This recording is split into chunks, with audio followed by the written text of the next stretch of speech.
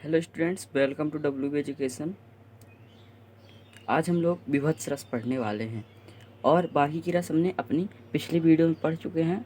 अगर आप वो रस भी पढ़ना चाहते हैं तो हम आपको लिंक डिस्क्रिप्शन में दे देंगे, तो वहाँ से आप जाके वहाँ से भी पढ़ सकते हैं। हमारा नेक्स्ट रस है जो वो भी विभत्स रस है। विभत्स रस का स्थायी भाव क्या होता है? जुगुप्सा होता है। क्या होता है स्थायी भाव? इसका जुगुप्सा होता है। अब इसकी हम लोग परिभाषा देख लेते हैं। जहाँ दुर्गंध युक्त वस्तुओं, चर्बी, रुधिर आदि का ऐसा वर्णन हो जिससे मन में घृणा उत्पन्न हो, वहाँ विभत्स रस होता है। तो जहाँ दुर्गंध युक्त, जैसे कि दुर्गंध युक्त का मतलब गंध से युक्त। अब ये गंध जैसे कि कोई भी मांस सड़ गल रही है तो उसको देखकर आपके मन में जो घृणा उत्पन्न होती है, उसी को विभत्स रस कहते हैं। ठीक है, अब इसका एक उदाहरण देख लेते हैं। जे नर माछी खात है मूड़ा पूछ समेत। जे नर माछी खात है मूड़ा पूछ समेत, ते नर सरगे जात है नाती पूछ समेत। ठीक है, तो ये इसका उदाहरण है।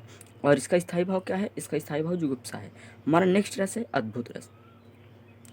अब हम अद्भुत रस के बारे में पढ़ेंगे।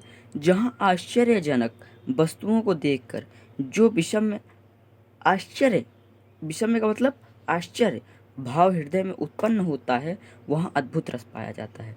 जैसे कि आप कोई आश्चर्यजनक चीज़ देखते हैं, ठीक है, तो वहाँ पे आपके मन में क्या होता है? आश्चर्य उत्पन्न होता है। ठीक है ना, तो वहाँ पे कौन सा रस होता है? अद्भुत रस होता है। उदाहरण इसका क्या है? बिनु पद चले। रुकिए, मैं इसको ऊपर कर देता हूँ बोर्ड ताकि आपको क्लियर दिखे। तो इसका उदाहरण है, बिनु पद चले सुने बिनु काना, कर बिनु कर्म करे विधि नाना, आनंद रहित सकल रस भोगी, बिनु बाणी बक्ता बड़ जोगी। ठीक है, ये इसका उदाहरण है। तो इसको भी आप लोग रट लीजिएगा, क्योंकि एग्जाम में अद्भुत रस और उसका उदाहरण स्थायी भाव के साथ ऐसा करके क्वेश्चन भी पूछ लेता है, तो आप लोग इसको रटे रहिए।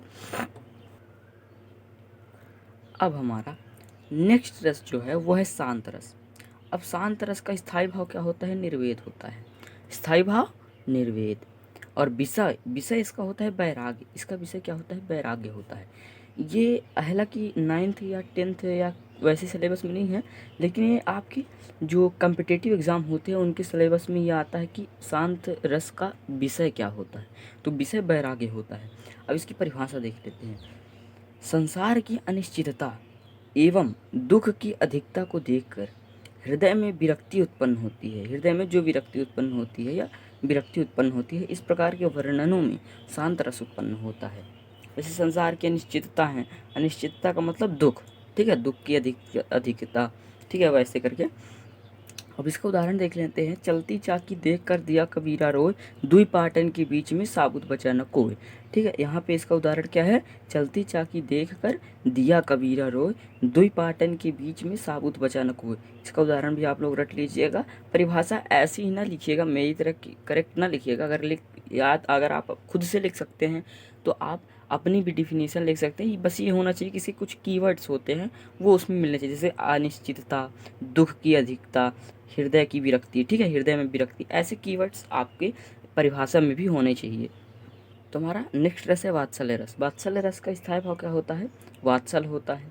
ठीक है, जहाँ शिशु के प्रति प्रेम, स्नेह, दुलार आदि की प्रमुखता से वर्णन किया जाता है, वहाँ वात्सल्य रस होता है। यहाँ पे मतलब बच्चे के प्रेम, माँ जैसे बच्चे के प्रति प्रेम करती हैं, जैसे कि ये उसका उदाहरण है।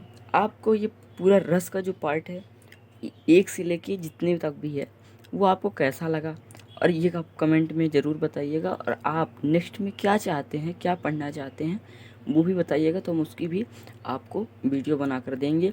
और थैंक्स फॉर वाचिंग। आपकी बहुत सारे प्यार के लिए धन्यवाद।